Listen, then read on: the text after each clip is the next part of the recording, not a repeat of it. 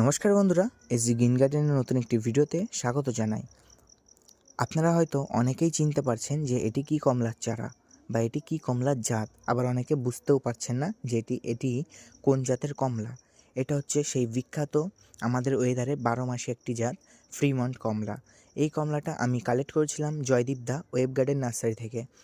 আমি এই গাছটা কালেক্ট করেছি প্রায় 6 মাস আগে, 5 থেকে 6 মাস আগে, কিন্তু আমি এই গাছে ফলন পাইনি এতদিনে, কারণ গাছটায় ডাইব্যাকের খুব প্রবলেম হচ্ছিল। তো এই গাছের একটা প্রবলেম হয় ডাইব্যাকের, আর আমি মাটি ভুল মাটি তৈরি করে ফেলেছিলাম, যার জন্য ডাইব্যাক প্রচণ্ড আকারে হচ্ছিল এই গাছটায়।